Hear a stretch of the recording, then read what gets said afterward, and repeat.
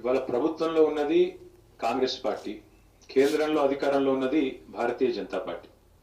ఈ అంశం మీద మీరు ఒక్కటి దయచేసి మీ మీడియాను కూడా ఈ విషయంలో మీరు ఏమనుకున్నా సరే, మీరు కూడా కళ్ళు చెవులు ముక్కు అన్ని మూసుకున్నారు 4 రోజులు. అసలు ఒక స్క్రోలింగ్ కూడా వేయలేదు మీడియా. సిగ్గుపడాలి తెలుగు మీడియా. జాతీయ మీడియాలో వచ్చేదాకా తెలుగు మీడియా కనీసం సోయి కూడా లేదు. ఇంత సీరియస్ వైఖరి మీద, ఇంత సీరియస్ విషయం మీద అసలు ముఖ్యమంత్రి, కేంద్ర మంత్రి తోడు దొంగల మాదిరి ఇద్దరు తోడు దొంగలే.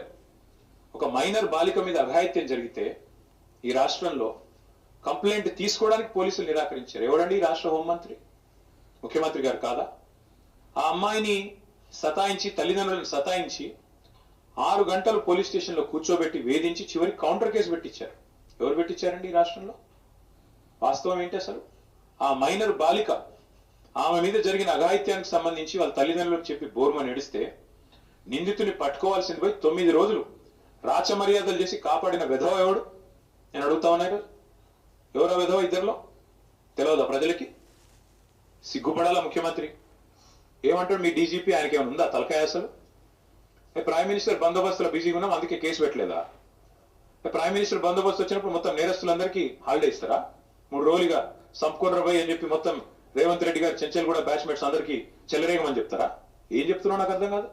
సిగ్గుందా అసలు ప్రభుత్వానికి? మేము 10 రోజులు మౌనంగా ఉన్నాం. ఎక్కడ ఒక అమ్మాయి విషయం కదా, సెన్సిటివ్ విషయం కదా అని మౌనంగా ఉన్నాం. ఇవాళ ముఖ్యమంత్రి మాట్లాడిన మాటలతో నోరు విప్పక తప్పని పరిస్థితుల్లో నేను మాట్లాడుతా ఉన్నా. అసలు మెదడు ఉందా ఆయనకి? లేదా వడదెబ్బకి ఏమన్నా చిన్న మెదడు కూడా చితికిపోయిందా? ఏం మాట్లాడుతున్నాడు ఆయన? నాకు అర్థం కాదు. ఏదో మా బావమ్మ దీంట్లో దొరికినాయి అంటాడు.